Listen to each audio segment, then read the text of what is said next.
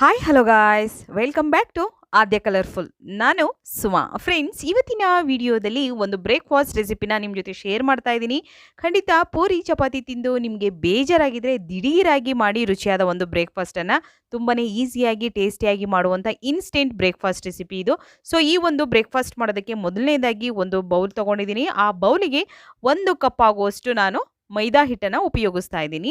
So ನೀವು ಮೈದಾ ಹಿಟ್ಟಲ್ಲಿ ಈ ಒಂದು ಬ್ರೇಕ್ಫಾಸ್ಟನ್ನು ಮಾಡಿದ್ರೆ ತುಂಬಾ ಚೆನ್ನಾಗಿ ಬರುತ್ತೆ. ಅಥವಾ ಬೇಡ ಅನ್ನೋದಾದರೆ ನೀವು ಗೋಧಿ ಹಿಟ್ಟಲ್ಲೂ ಕೂಡ ಮಾಡ್ಕೋಬೋದು ಫ್ರೆಂಡ್ಸ್. ನಂತರ ಇದಕ್ಕೆ 1 ಸ್ಪೂನ್ ಆಗುವಷ್ಟು ನಾನು ಚಿರೋಟಿ ರವಾನ ಹಾಕ್ಕೊಳ್ತಾ ಇದ್ದೀನಿ. ನೋಡಿ, ಒಂದೇ 1 ಸ್ಪೂನ್ ಆಗೋಷ್ಟು ಚಿರೋಟಿ ರವಾನ ನಾನು ಹಾಕ್ಕೊಳ್ತಾ ಇದ್ದೀನಿ. 1 ಕಪ್ ಆಗೋಷ್ಟು ಮೈದಾ ಹಿಟ್ಟನ್ನು ತಗೊಳ್ತಾ ಇದ್ದೀನಿ. ನಂತರ ಇದಕ್ಕೆ ರುಚಿಗೆ ತಕ್ಕಷ್ಟು ಉಪ್ಪನ್ನು ನಾವು ಸೇರಿಸ್ಕೊಳ್ಳೋಣ. ಸೊ ಫ್ರೆಂಡ್ಸ್, ನೀವು ಯಾರಾದರೂ ಫಸ್ಟ್ ಟೈಮ್ ನನ್ನ ಚಾನಲ್ಗೆ ವಿಸಿಟ್ ಮಾಡಿದರೆ ಪ್ಲೀಸ್ ನನ್ನ ಚಾನಲ್ನ ಸಬ್ಸ್ಕ್ರೈಬ್ ಮಾಡ್ಕೊಳ್ಳಿ, ಹಾಗೆ ಲೈಕ್ ಮಾಡಿ ಮತ್ತು ಹೆಚ್ಚೆಚ್ಚು ಶೇರ್ ಮಾಡಿ ಫ್ರೆಂಡ್ಸ್. ತುಂಬಾ ಈಸಿಯಾಗಿ ಮಾಡುವಂತಹ ಒಂದು ರುಚಿಯಾದ ಬೆಳಗ್ಗಿನ ತಿಂಡಿಗೆ ನೀವು ಈ ಒಂದು ರೆಸಿಪಿನ ಮಾಡ್ಬೋದು. ಸೊ ನಂತರ ಇವಾಗ ನಾನು ಇದಕ್ಕೆ 1 ಸ್ಪೂನ್ ಆಗೋಷ್ಟು ಆಯಿಲನ್ನು ಹಾಕ್ಕೊಳ್ತೀನಿ. ಅಡುಗೆ ಎಣ್ಣೆಯನ್ನು ಹಾಕ್ಕೊಳ್ತಾ ಇದ್ದೀನಿ, ಒಂದೇ 1 ಸ್ಪೂನ್ ಆಗೋಷ್ಟು. ಖಂಡಿತ ಪೂರಿನ ಕೆಲವರು ನಮಗೆ ಪೂರಿ ಇಷ್ಟ ಆಗಲ್ಲ ಅಂತಾರೆ, ಯಾಕೆಂದರೆ ಯಾವಾಗಲೂ ಕೂಡ ಮಾಡ್ತಾ ಇರ್ತಾರೆ ಮನೆಯಲ್ಲಿ. ಸೊ ಮಕ್ಕಳಿಗೂ ಕೂಡ ಒಂದೇ ಥರ ತಿಂದು ತಿಂದು ಬೇಜಾರಾಗಿರುತ್ತೆ. ಡಿಫ್ರೆಂಟ್ ಆಗಿರೋವಂಥ ಒಂದು ಪೂರಿ ಪರಾತ ರೆಸಿಪಿನ ಇವತ್ತು ನಿಮ್ಮ ಜೊತೆ ಶೇರ್ ಮಾಡ್ತಾ ಇದ್ದೀನಿ.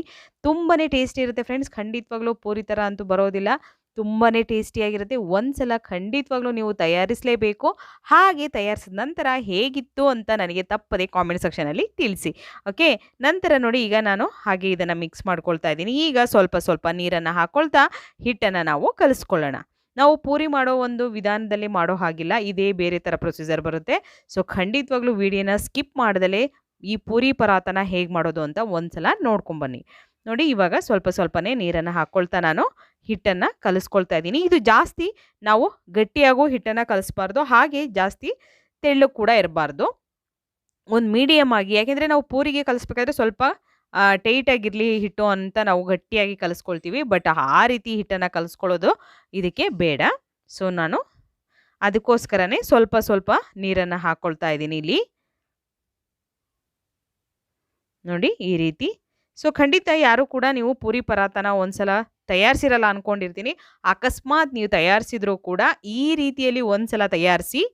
ಓಕೆ, ಈಗ ಇದಕ್ಕೆ ಸ್ವಲ್ಪ ಎಣ್ಣೆ, ಒಂದು ಅರ್ಧ ಸ್ಪೂನ್ ಆಗುವಷ್ಟು ಆಯಿಲ್ನ ಹಾಕ್ಕೊಂಡಿದ್ದೀನಿ. ನಂತರ ನಾನು ಈ ರೀತಿ ನೋಡಿ ಹಿಟ್ಟನ್ನು ಇಷ್ಟು ತೆಳ್ಳಗೆ ನಾನು ಕಲಿಸ್ಕೊಂಡಿದ್ದೀನಿ. ಜಾಸ್ತಿ ತೆಳ್ಳಗೆ ಬೇಡ, ಇಷ್ಟಿದ್ರೆ ಸಾಕು. ಯಾಕೆಂದರೆ ಸ್ವಲ್ಪ ರವೆ ಕೂಡ ಹಾಕಿರ್ತೀವಿ ನಾವು. ಹಾಗಾಗಿ ಒಂದು 10 ನಿಮಿಷ ಇದನ್ನು ರೆಸ್ಟಿಗೆ ಇಟ್ಟರೆ ನಮಗೆ ಕರೆಕ್ಟಾಗಿ ಪೂರಿ ಪರಾತ ಅದಕ್ಕೆ ಬರುತ್ತೆ. ಈಗ ಇದನ್ನು ಈ ರೀತಿಯಾಗಿ ಮಾಡಿ ನಾನು ಒಂದು ಪ್ಲೇಟನ್ನು ಮುಚ್ಚಿ ಒಂದು 10 ನಿಮಿಷ ಇದನ್ನು ರೆಸ್ಟಿಗೆ ಬಿಡ್ತಾ ಇದ್ದೀನಿ.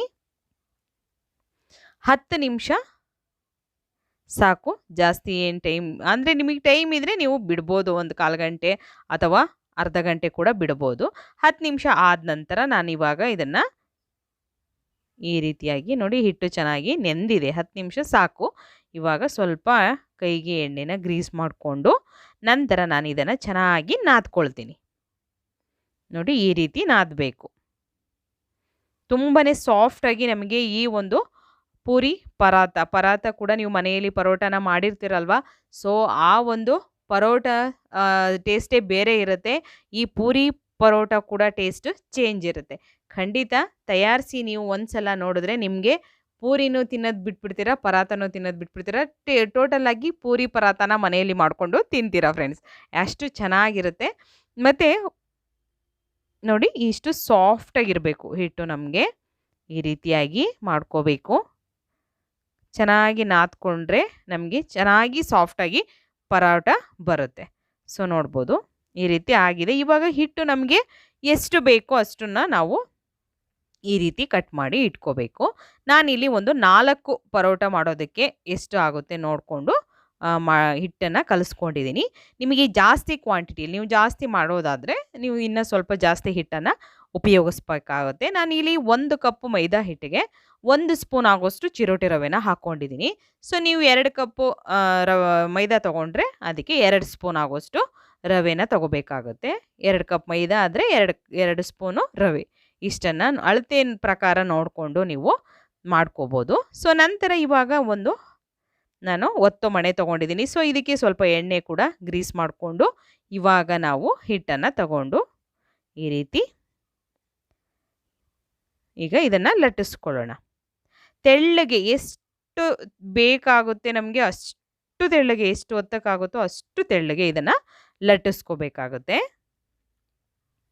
ನೋಡಿ, ಕೆಲವರೆಲ್ಲ ತುಂಬ ಲೆಂತಿಯಾಗಿ ನೀವು ನಿಧಾನವಾಗಿ ಹೇಳ್ತೀರಾ ಅಂತ ಹೇಳ್ತೀರಾ. ಯಾಕೆಂದರೆ ಯಾವುದೇ ಅಡುಗೆ ಮಾಡಬೇಕಾದ್ರೂ ಕೂಡ ನಾವು ಒಂದು ನೀಟಾಗಿ ಅದನ್ನು ಕ್ಲೀನಾಗಿ ನಾವು ಹೇಳ್ಕೊಟ್ರೆ ಮಾತ್ರ ಕೆಲವೊಬ್ಬರಿಗೆ ಬೇಗ ಅರ್ಥ ಆಗ್ಬೋದು. ಬಟ್ ಕೆಲವೊಬ್ಬರಿಗೆ ಬೇಗ ಅರ್ಥ ಆಗೋದಿಲ್ಲ, ಬೇಗ ಗೊತ್ತಾಗೋದಿಲ್ಲ. ಸೊ ಹಾಗಾಗಿ ನಾನು ನಿಧಾನವಾಗಿ ನೀಟಾಗಿ ಹೇಳಿದ್ದನ್ನು ಒಂದೆರಡು ಸಲ ಹೇಳಿ ನಿಮಗೆ ತಿಳಿ ಹೇಳ್ತೀನಿ. ಸೊ ನಿಮಗೆ ಅರ್ಥ ಆಗುತ್ತೆ ಅನ್ನೋದಾದರೆ ನೀವು ನೋಡಿ ನಂತರ ನೀವು ಕೂಡ ಮನೇಲಿ ಮಾಡ್ಕೋಬೋದು.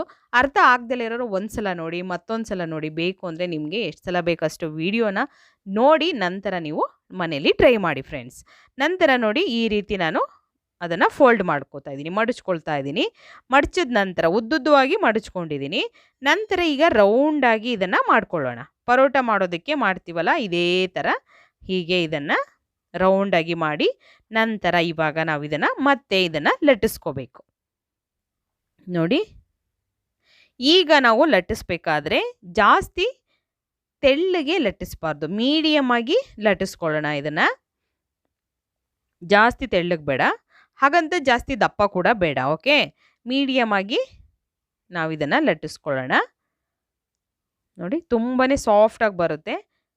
ನೀವು ಬೇಕು ಅಂದರೆ ಇದಕ್ಕೆ ಗೋಧಿ ಹಿಟ್ಟಿಂದ ಕೂಡ ನೀವು ಈ ಒಂದು ಪೂರಿ ಪರಾತನ ಮಾಡ್ಕೋಬೋದು. ಸೊ ಫ್ರೆಂಡ್ಸ್, ನೀವು ಈ ಒಂದು ರೆಸಿಪಿನ ಬ್ರೇಕ್ಫಾಸ್ಟಿಗೆ ಕೂಡ ಮಾಡ್ಕೋಬೋದು, ಅಥವಾ ಲಂಚಿಗೆ ಮಾಡ್ಕೋತೀವಿ ಅಂದರೂ ಕೂಡ ಮಾಡ್ಕೋಬೋದು, ಅಥವಾ ಸಂಜೆ ಈವ್ನಿಂಗಿಗೆ ಮಕ್ಕಳಿಗೆ ಮಾಡ್ಕೊಡ್ತೀವಿ ಅಂದರೆ ಅವಾಗ ಕೂಡ ಮಾಡ್ಕೋಬೋದು. ತುಂಬಾ ಟೇಸ್ಟಿಯಾಗಿ ಈಸಿಯಾಗಿ ನೀವು ರುಚಿಯಾದ ಒಂದು ಪೂರಿ ಪರಾತನ ತಯಾರಿಸ್ಬೋದು. ಖಂಡಿತವಾಗ್ಲೂ ಪೂರಿ ಚಪಾತಿ ತಿಂದು ಬೇಜಾರಾಗಿದ್ದರೆ ದಿಢೀರಾಗಿ ಮಾಡಿ ರುಚಿಯಾದ ಒಂದು ಬ್ರೇಕ್ಫಾಸ್ಟ್, ಈ ಇನ್ಸ್ಟೆಂಟ್ ಬ್ರೇಕ್ಫಾಸ್ಟ್ ರೆಸಿಪಿನ ಒಂದು ಸಲ ತಯಾರಿಸಿ ಹೇಗೆ ಬಂತು ಅಂತ ತಿಳಿಸಿ. ನಂತರ ನೋಡಿ, ನಾನು ಇವಾಗ ಲಟ್ಸಿರುವಂತಹ ಒಂದು ಪರಾತನ ನಾನು ಈಗ ಎಣ್ಣೆ ಕಾಯೋದಕ್ಕೆ ಆಲ್ರೆಡಿ ಇಟ್ಟಿದ್ದೆ. ಸೊ ಎಣ್ಣೆ ಕಾದ ನಂತರ ನೋಡ್ಬೋದು ನೀವು ಇದಕ್ಕೆ ನಾನು ಈ ಪರಾತನ ಹಾಕ್ಕೊಳ್ತಾ ಇದ್ದೀನಿ. ಸೊ ನೋಡ್ಬೋದು, ನಾನು ಇದನ್ನು ಜಾಸ್ತಿ ತೆಳ್ಳಗೂ ಕೂಡ ಲಟ್ಸಿಲ್ಲ, ಹಾಗೆ ಜಾಸ್ತಿ ದಪ್ಪ ಕೂಡ ಲಟ್ಸಿಲ್ಲ, ಮೀಡಿಯಮ್ ಸೈಜಲ್ಲಿ ಇದನ್ನು ಲಟ್ಸಿದ್ದೀನಿ. ಇವಾಗ ನಾವು ಎರಡೂ ಸೈಡ್ ಕೂಡ ಇದನ್ನು ಫ್ರೈ ಮಾಡ್ಕೊಳ್ಳೋಣ. ಇದು ಪೂರಿ ಥರ ಉಬ್ಬಿ ಬರೋದಿಲ್ಲ. ನೋಡಿ, ಈ ರೀತಿಯಾಗಿ ನಾವು ಇದನ್ನು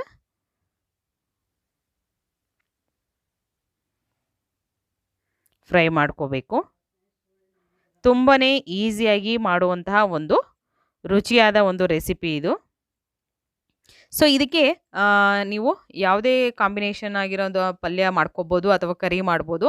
ಬೇಕು ಅಂತಂದರೆ ಖಂಡಿತವಾಗ್ಲೂ ಇದಕ್ಕೆ ಒಂದು ತುಂಬಾ ಟೇಸ್ಟ್ ಕೊಡುವಂತಹ ಒಂದು ಕರಿ ರೆಸಿಪಿನ ನಿಮ್ಮ ಜೊತೆ ಶೇರ್ ಮಾಡ್ತೀನಿ. ಸೊ ನಿಮಗೆ ಬೇಕು ಅಂದರೆ ಖಂಡಿತ ನನಗೆ ಕಾಮೆಂಟ್ ಸೆಕ್ಷನಲ್ಲಿ ತಿಳಿಸಿ, ನಾನು ಅದಕ್ಕೆ ರುಚಿಯಾಗಿರುವಂತಹ ಒಂದು ಪಲ್ಯ ರೆಸಿಪಿನ ಶೇರ್ ಮಾಡ್ತೀನಿ. ನೋಡ್ಬೋದು, ಈ ರೀತಿ ಕಲರು ಸ್ವಲ್ಪ ಚೇಂಜ್ ಆಗಬೇಕು, ಅಲ್ಲಿವರೆಗೂ ನಾವು ಇದನ್ನು ಫ್ರೈ ಮಾಡ್ಕೋಬೇಕು. ಈಗ ಕಲರ್ ಎಲ್ಲ ಚೇಂಜ್ ಆಗಿದೆ.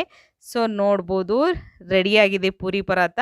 ಇನ್ನೊಂದು ನಾನು ಪರಾತನ ಲಟ್ಸಿ ನಂತರ ಎಣ್ಣೆಯಲ್ಲಿ ಅದನ್ನು ಕೂಡ ಹಾಕ್ಕೊಳ್ತಾ ಇದ್ದೀನಿ. ಸೊ ಎರಡು ಸೈಡ್ ಕೂಡ ಕಲರ್ ಸ್ವಲ್ಪ ಚೇಂಜ್ ಆಗಲಿ ಅಲ್ಲಿವರೆಗೂ ಫ್ರೈ ಮಾಡ್ಕೋಬೇಕು. ನೋಡ್ಬೋದು ನೀವು, ಪೂರಿಗಿಂತ ಟೇಸ್ಟಿಯಾಗಿರುವಂತಹ ಒಂದು ಪೂರಿ ಪರಾತ ರೆಸಿಪಿ ಇದು. ಇನ್ಸ್ಟೆಂಟ್ ಆಗಿರುವಂಥ ರುಚಿಯಾದ ಒಂದು ಬ್ರೇಕ್ಫಾಸ್ಟು. ಸೊ ಈಗ ಆಗಿದೆ.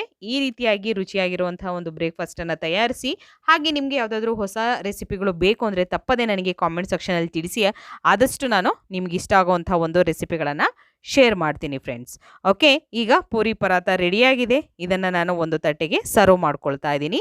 ನಿಮಗೂ ಕೂಡ ಖಂಡಿತವಾಗ್ಲೂ ಈ ವಿಡಿಯೋ ಸ್ವಲ್ಪನಾದರೂ ಇಷ್ಟ ಆಗಿದ್ರೆ ಪ್ಲೀಸ್ ಚಾನಲ್ನ ಸಬ್ಸ್ಕ್ರೈಬ್ ಮಾಡ್ಕೊಳ್ಳಿ ಫ್ರೆಂಡ್ಸ್. ಹಾಗೆ ಲೈಕ್ ಮಾಡಿ ಮತ್ತು ಹೆಚ್ಚೆಚ್ಚು ಶೇರ್ ಮಾಡಿ. ಓಕೆ, ಇವತ್ತಿನ ವಿಡಿಯೋನ ಇಲ್ಲಿಗೆ ಮುಗಿಸ್ತಾ ಇದ್ದೀನಿ. ಮತ್ತೆ ಇನ್ನೊಂದು ಹೊಸ ವಿಡಿಯೋ ಜೊತೆ ಬರ್ತೀನಿ. ಅಲ್ಲಿವರೆಗೂ take care, bye, see you.